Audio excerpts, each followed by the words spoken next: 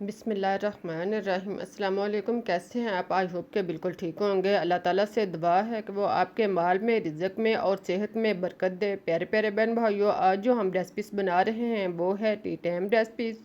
इसको आप चाय के साथ बना सकते हैं, हल्की फुल्की भूख में ले सकते हैं और मेहमानों के लिए बना सकते हैं। इस रेसिपीज़ में मैं कोशिश करूँगी कि आपके साथ कुछ टिप्स भी शेयर करूँ जिससे आप अपनी रेसिपीज़ को बेहतर से बेहतर बना सकें और देर तक इस्तेमाल कर सकें। अब हम चलते हैं अपनी रेसिपीज़ की तरफ, लेकिन इससे पहले आप चैनल को सब्सक्राइब करना ना भूलें और रेसिपीज़ को लाइक भी कर लें। ये आप लोगों की तरफ से हमारे लिए इनाम होता है। अब हम चलते हैं और मिलकर शुरू करते हैं अपनी आज की रेसिपीज़। इसके लिए हमें चाहिए मैदा आपने जितना आपने रेसिपीज़ बनानी है इस हिसाब से भी आप ले सकते हैं। इधर हम 2 कप मैदे के साथ रेसिपीज़ बना रहे हैं। आप 2 कप मैदा लें, इसे छान कर साफ कर लें और फिर इसे बाउल में या परात में डालें। इसके बाद आप इसमें 2 चम्मच सूजी शामिल करें। सूजी डालने से रेसिपी जो है वह बेहतर बनेगी और इसके टेस्ट में भी इजाफा होगा। अब इसमें आप पिसी हुई चीनी आधा कप शामिल करें और इसके बाद आप इसमें आधा कप घी या ऑयल शामिल करें। घी डालने के बाद इसको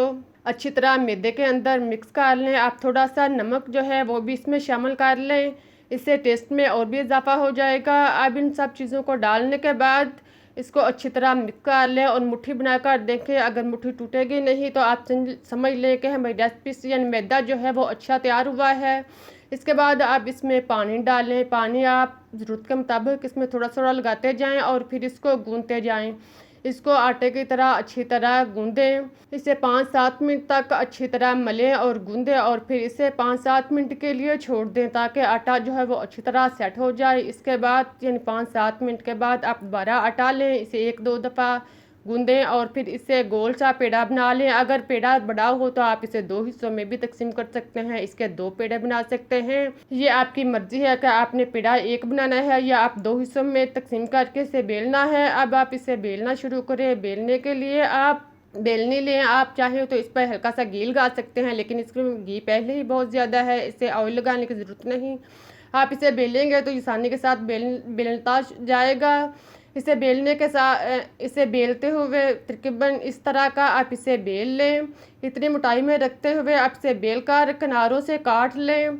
चारों साइड से इसके रफ किनारे जो हैं वो काट कर एक चकोर की शक्ल में इसे बना लें। देखें, इसी तरह इसे बनाने के बाद आप इसे छुरी या कांटे के साथ किनारों से सेट कर लें और फिर इसे काट लें। पहले आप इसे एक साइड से 1-1 इंच के वक्फे पर लंबाई में काटते जाएं। देखें, इस तरह आप छुरी के साथ इसे काटते जाएं। एक साइड से इस तरह काटने के बाद आप दूसरी साइड से भी इसी तरह इसी साइज़ के स्नैक जो हैं वो काटते जाएं।